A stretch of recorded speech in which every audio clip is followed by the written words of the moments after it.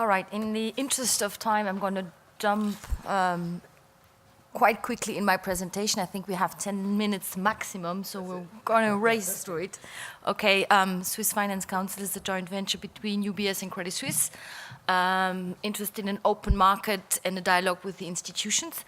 So I'm going to take a slightly different look at the Capital Market Union. I'm going to look at it from the outside looking inwards. And I'm going to slide over the first two slides because basically the first slide really is about the fact that what matters today in Europe is actually the very high figures of unemployment and the political risks that come with a very large part of the population, especially in the south of Europe, which doesn't really see a future. I think that's really the key challenge. One of the facts that we have to look at today is that the crisis has hit Europe worse because of a relatively weak banking sector. And because we have a relatively weak banking sector and we have an over-reliance on bank lending, it has also hit in turn the economy. So I think in terms of the analysis, there is a strong awareness, I think, in the Parliament and also at the Commission level that those are the challenges that we face. And I guess that's really very positive because it's like with a doctor, if you don't have a good diagnosis, you don't know what remedy to apply. And I think at least there's a broad agreement politically today in Europe that we have a problem and we broadly agree on the problem as well. So everybody seems to sort of say, okay, the next big thing that we need is the Capital Market Union. And although we know that the Capital Market Union is not necessarily going to address the unemployment problems, we do know that it's part of the solution. And these slides were in fact produced for a conference we did last week together with the two chief economists of UBS and Credit Suisse. And basically, they give you, on the left, a diagnosis of the European capital market as opposed to the US capital markets. And here, very clearly, you see on the left a very strong reliance on loans as opposed to securities. And I guess the next slide really gives you the ability of growth in Europe.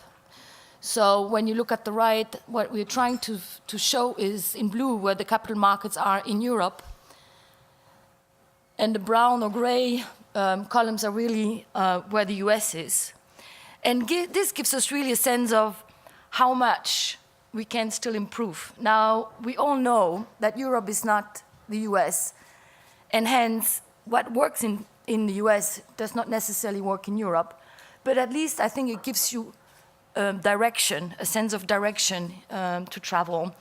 And it should also give, I think, European policymakers a sense of urgency. Especially, for instance, when it comes to securitization, that we need to do a lot more and a lot faster than what we're doing today. This is more of the sort of the outward-looking aspect of my presentation, which is looking at the Capital Market Union. Let's try not to be too Eurocentric or even too European-centric. Let's think about the rest of the world in terms of what they can bring in terms of trade and stabilization. The US is doing very well right now. I think the same is true for Switzerland. And hence, we also have to think about the ability to trade with these economies and also their ability to stabilize our economies. That's basically what we're saying. You know, whenever you look at efficient, robust markets, the capital market cannot be seen as a liquidity pool in isolation. We need to be able to attract investment from abroad, but we also want to have our investment vehicles participate in the growth of other regions, especially in Asia. And here I have to say that some of the recent proposals, such as the European Venture Capital Directive, but also IFMD, have actually had the opposite impact. It has limited the ability of funds to go cross-border in Europe, but also cross-border outside Europe. And really what we want, of course, is our pension funds to benefit from the growth outside of the Eurozone or area as well. So the key things maybe, like the first time I read the Green Paper, there were a couple of things that sort of came to my mind. One is that, yes, there is a case for capital market union. For the first time, I really feel that the Commission is focusing on investors.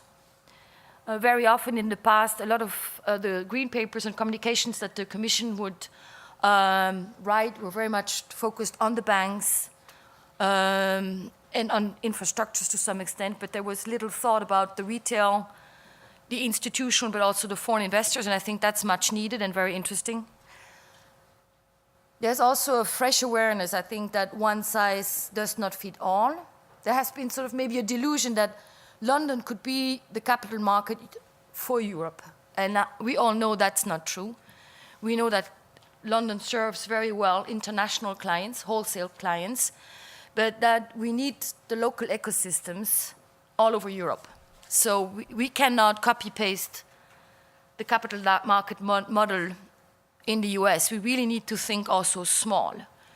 We need a stock exchange in Poland, and we need good infrastructure in Portugal, and we need also mid-sized banks that are interesting to bring mid-sized companies in Spain to the market. So we need to think small as well, and I think that's something that you can read between the lines when you see the Green Paper.